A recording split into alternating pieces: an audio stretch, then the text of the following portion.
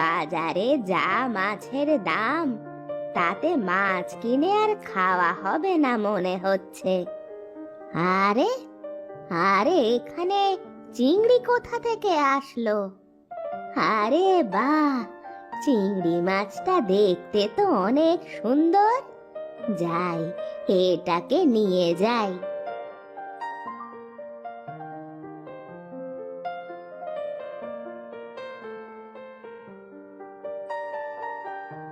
না, এই একটা চিংড়ি দিয়ে কি করব?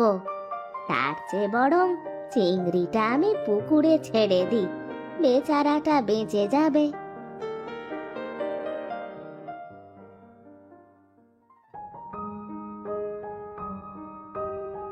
কিরে মালা, তুই আমার বাড়িতে এই সময়? বুড়িমা, তুমি এসেছো? তোমারই জন্য বসে আছি। কেন রে, কি হয়েছে?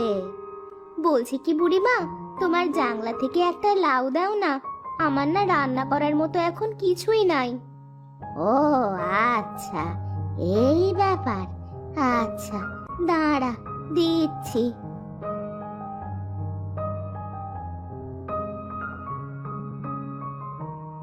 এই নাও গো বউ, আজ লাউ দিয়ে কি রান্না হবে? লাউ ঘন্ট করবো গো বুড়িমা, ঘরে যে চাল ছাড়া আর কিছুই নাই।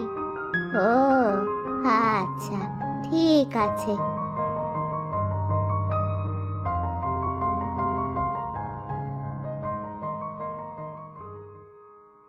এই হারুন, তা এখন কি করবি শুনি?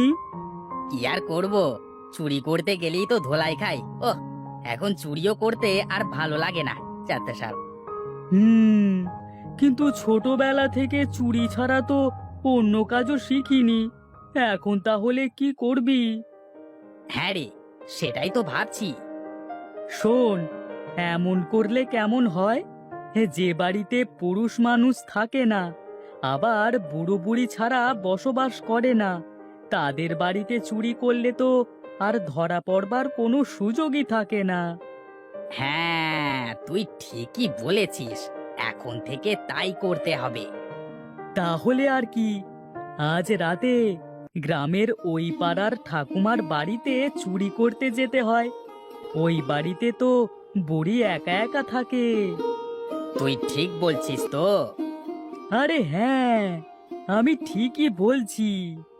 ঠিক আছে, তাহলে আজ রাতে আমাদের টার্গেট হলো ঠাকুমার বাড়ি। এই পরাণ, এই দেখ দেখ, বুড়ির জাংলায় কত সুন্দর লাউ ধরে রয়েছে। আস্তে আস্তে কথা বল, ঠাকুমা জেগে গেলে কিন্তু চেঁচিয়ে বাড়ি মাথায় তুলবে।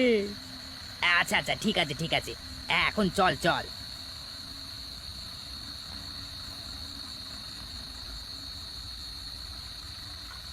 এই হারুন, বুড়ি আজ কি রান্না করেছে রে? এত সুগন্ধ আসছে। হ্যাঁ রে, এই চল চল, রান্নাঘর থেকে ঘুরে আসি।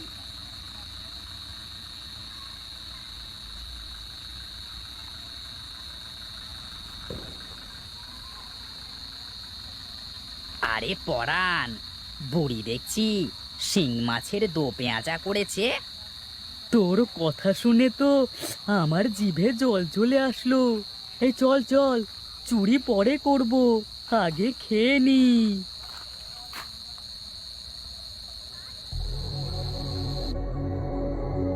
এই, কে রে রান্নাঘরে কথা বলিস? এত রাতে কে আসলি? এই পরাণ, এই পালা পালা, এই বুড়ির মনে হচ্ছে ঘুম ভেঙে গেছে, পালা। হ্যাঁ হ্যাঁ, এ পালা, এ পালা রে, পালা পালা। এই চোর, চোর এসেছে আমার বাড়িতে, চোর! এই যা, চোর দুটো পালিয়ে গেল দেখছি। কোথায় কোথায় চোর? হ্যাঁ, কোথায় চোর? চোর দুটো পালিয়েছে। তা কিছু নিতে পেরেছে নাকি গো বুড়িমা? তা আমি এখনো দেখি নাই। আবার চোরের উপদ্রব বেড়ে গেল, এখন তো কেউ শান্তিতে ঘুমোতে পারবে না। ওগো বুড়িমা, তুমি ঘরে গিয়ে দেখো যে চোর আবার তোমার কিছু মিছু চুরি করে নিয়ে গেল কিনা। আচ্ছা, তোমরা তাহলে এখন সকলে যাও, আমি গিয়ে দেখি আমার কিছু চোরে নিল নাকি।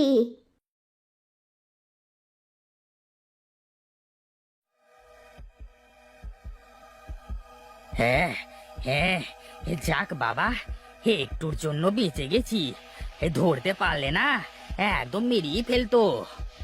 হ্যাঁ, তা তুই যা বলেছিস, হারুন, শিং মাছের দো পেঁয়াজাটা না সেই ছিল। হ্যাঁ রে পরাণ, আমার কাছেও অনেক ভালো লেগেছে বুঝলি।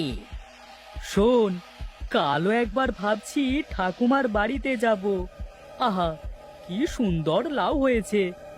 একবার লাউগুলো যদি কেটে নিয়ে আসা যায়, তাহলে ভালো দামে বিক্রি করা যাবে। হ্যাঁ, তা তুই যা বলেছিস, একদম আমার মনের কথা। ঘরে কিছু না পেয়ে শেষ পর্যন্ত আমার মাছের তরকারি খেয়ে গেল। হায় রে কপাল, মাছ দিয়ে দুমুঠো ভাত আর কপালে জুটল না। যাই, এখন গিয়ে ঘুমিয়ে পড়ি।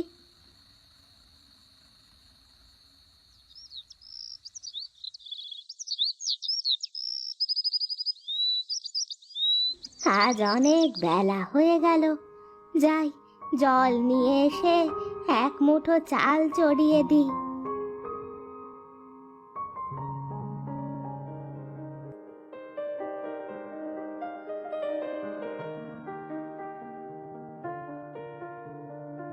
আরে আরে, এ কি দেখছি আমি? আমার কলসির মধ্যে এত চিংড়ি কোথা থেকে আসলো? আমি দিয়েছি গো ঠাকুমা, আমি দিয়েছি। ওরে বাবা রে, ভূত ভূত ভূত! আরে আরে, ভয় কেন পাচ্ছো? আমি ভূত নই গো ঠাকুমা, আমি হলাম চিংড়ি রানী। আমাকে তুমি তোমার বন্ধু ভাবতে পারো। তুমি ভূত না, তাহলে কথা বলছো কি করে? আমি কথা বলতে পারি, আর সব শুনতেও পারি।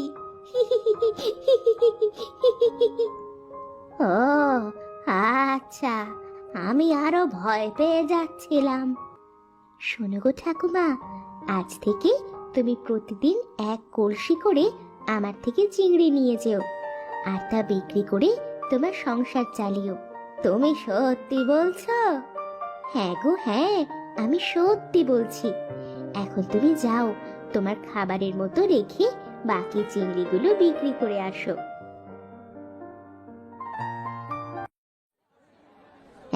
এই, চিংড়ি নিয়ে যাও, চিংড়ি, আমার নিজ পুকুরে চাষ করা চিংড়ি। আরে পরাণ, ঠাকুমা কবে থেকে আবার চিংড়ির ব্যবসা শুরু করলো? হ্যাঁ, কিছুই তো বুঝতে পারছি না রে। আমার জানা মতে ঠাকুমার পুকুরে তো এত মাছ নেই। হুম, বিষয়টা দেখতে হচ্ছে তো। শোন, আজ রাতেও বুড়ির বাড়িতে যেতে হবে।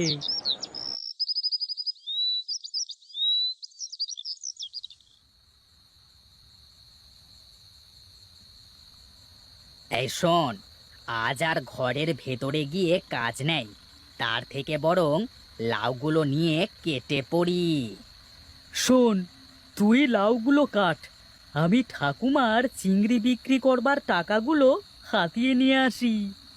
এই ঠিক আছে, ঠিক আছে, এই সাবধানে যাস কিন্তু, হ্যাঁ।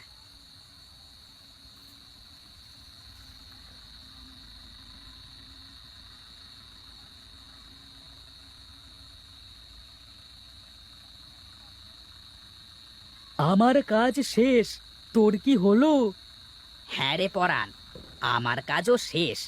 এই দাঁড়া, আর একটা আছে, এটা কেটে নি। তাড়াতাড়ি কর।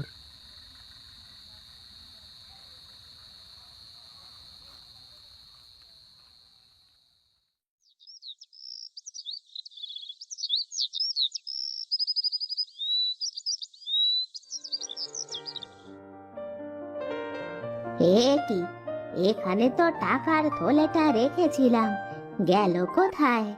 তাহলে কি রাতে আজও চোর দুটো এসেছিল?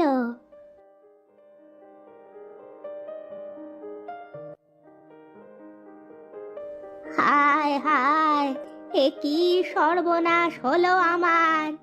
জাংলার লাউগুলো কারা চুরি করে নিয়ে গেল গো! হায় হায় হায়! আজও চোর এসেছিল গো বুড়িমা? হ্যাঁ রে, চোরে দেখ আমার সব লাউ চুরি করে নিয়ে গেছে। কি আর করবে গো বুড়িমা, তোমার বাড়িতে যে একটা পুরুষ মানুষ নেই যে তোমার এই সংসার দেখে রাখবে। হ্যাঁ রে, আর যদি একটা ছেলে থাকতো।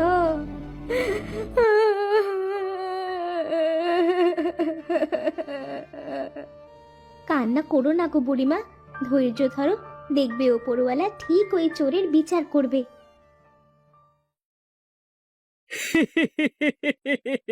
বিচার করবে আমাদের? তুইও যা বলিস না হারুন। পরাণ, শোন, আমাদের ভালো হয়ে যাওয়া দরকার। এইভাবে চুরি করে আর কতদিন চলবে বল? আরে শোন শোন, আর একটা বড় দাও মারতে পারলেই ছেড়ে দেব। এই চল এখন বাড়ির দিকে যাই।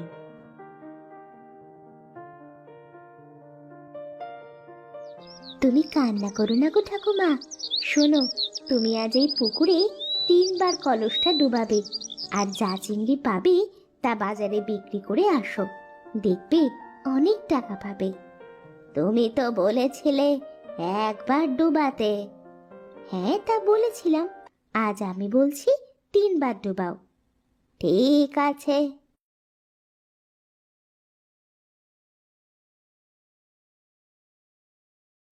পরাণ, কি বুঝলি? হে তো দেখছি আমাদের কপাল খুলে গেল। হ্যাঁ রে, তুই না বড় দাও মারবার কথা বলেছিলিস, তা মনে হয় ওপরওয়ালা আজ রাতে আমাদের কপালে রেখেছে।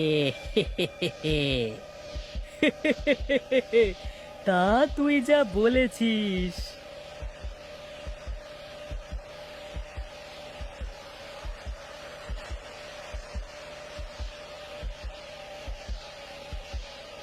এ আগুন, আগুন, বাঁচাও! আগুন, মরে গেলাম! আগুন! হে কে আছো, হে কে আছো, আমাদের বাঁচাও! মরে গেলাম, মরে গেলাম, আগুন! আরে আরে, এইসব কি হচ্ছে?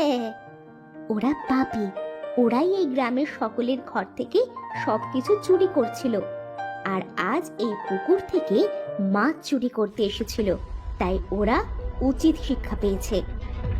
এই জন্য বলে, সৎ লোকের স্বর্গবাস আর অসৎ লোকের নরকবাস। হা হা হা হা হা হা হা।